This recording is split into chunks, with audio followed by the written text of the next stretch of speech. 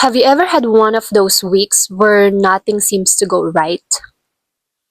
Hmm, this week has been really tough for me, to be honest.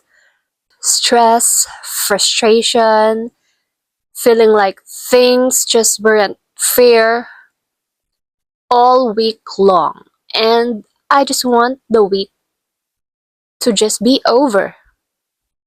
But then I realized I had the choice.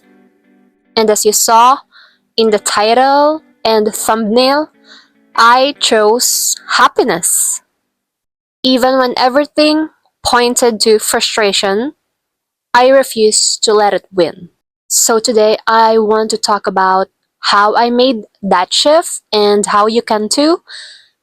And let's be real, hard times will come, but happiness is still possible. As I mentioned in the intro, this past week has been really a challenge for me. I found myself struggling every single day to find happiness, and I won't get into the details, but I felt frustrated, angry, down, and like everything was so unfair. There were times when I felt like certain people didn't care about me, and it didn't make sense to me why I wasn't being treated fairly. Especially when all I do is to give my best in every little thing that I do. And that's actually the reason why I chose to share this topic to you guys, because despite all the negativity surrounding me, I made the conscious decision to choose happiness. Honestly, I truly believe in the saying, most people are about as happy as they make up their minds to be, by Abraham Lincoln. Yet, there are things around us that we can't really control, situations, people that really get into our nerves. But what are we gonna do about it? If we stay frustrated, angry, and unhappy, then we've already lost.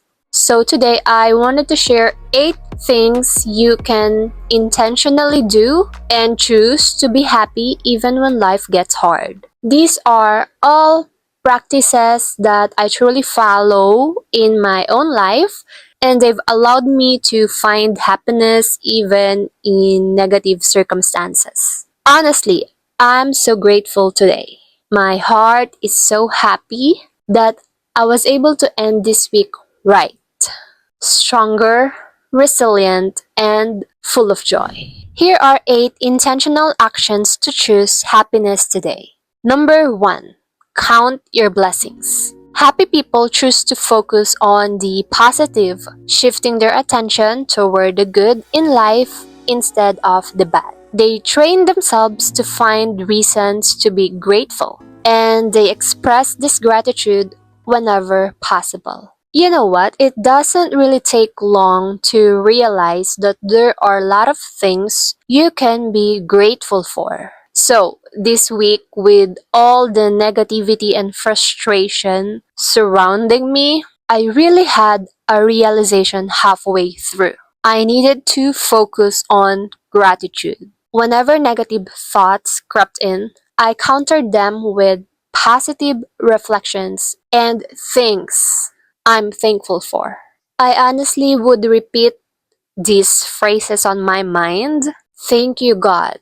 I'm alive. I'm grateful that I have money to pay my bills. I'm thankful I can enjoy good food. Thank you, God. My family are all healthy. I'm grateful for my family. And I'm grateful that I'm here. Number 2, counteract negative thoughts and feelings. Negative thoughts and feelings are a natural part of life, and they can often creep into our minds during the difficult times. However, happy people don't let these negative thoughts take control. So, for example, if you're feeling frustrated or upset, instead of allowing yourself to get stuck in those emotions, you can try shifting your mindset by focusing on what's going well in your life or what you can learn from the situation. The key is not to ignore your feelings, but to choose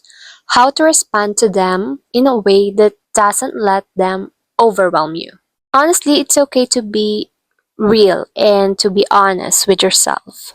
It's okay to say, I don't feel happy about this situation, or utter a prayer like, God, I don't like this, but I trust that I have a bright future and you have a greater plan for my life. This is just a season and I can make it. Yeah, something like that. Instead of saying, life is unfair, why is this happening to me? You could counter it with your own words that are coming from your mouth. And you could say, I can't control this situation, but I will learn from this and I will grow stronger and I will overcome this.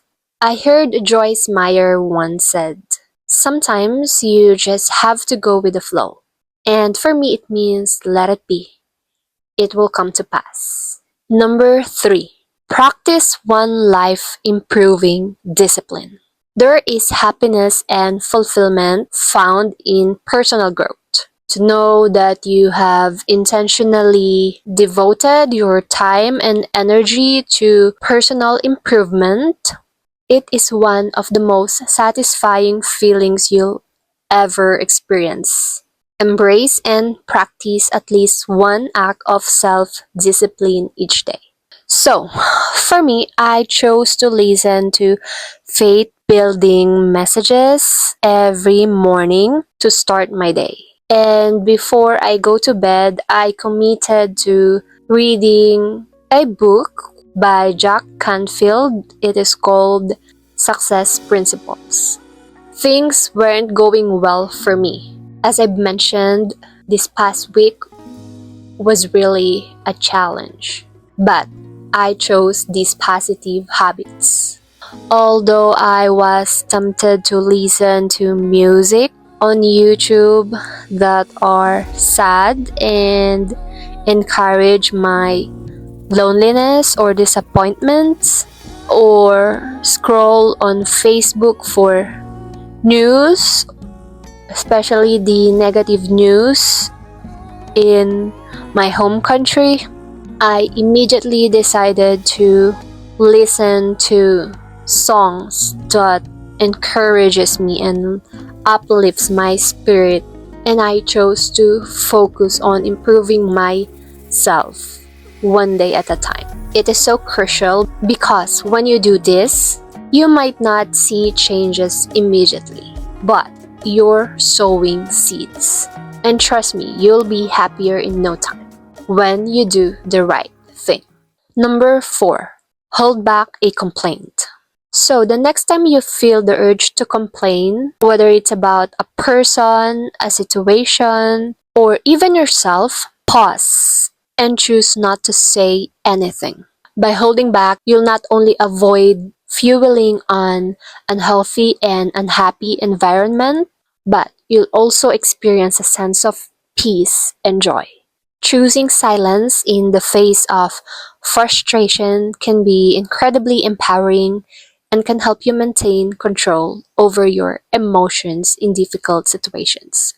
This actually works. It was in August when I decided to challenge myself to stop complaining. My idea was not to utter a single complaint. And to remind myself, I even wrote a big note in front of my work desk. Don't complain for 30 days. And since then, I've carried this habit with me and it has helped me reduce negativity and stop fueling unnecessary anger in my life. Number 5, eat healthy food. We are spiritual, emotional, and mental beings. And taking care of our bodies can lead to a profound benefits for our emotional state. One simple but powerful way to choose happiness today is by eating a healthy meal. Take care of yourself, nourish your body, eat nutritious food. Your body will thank you and so your emotions. Number 6, treat others well. Everyone desires to be treated with kindness and respect, but on a deeper level, we also naturally want to extend that same kindness or respect to others. We often feel better about ourselves when we act with kindness, patience, and grace towards others. The simple act of treating people well not only improves the atmosphere around us but also boosts our own happiness. So, reflecting on my week, I remember how I initially felt wronged and treated unfairly.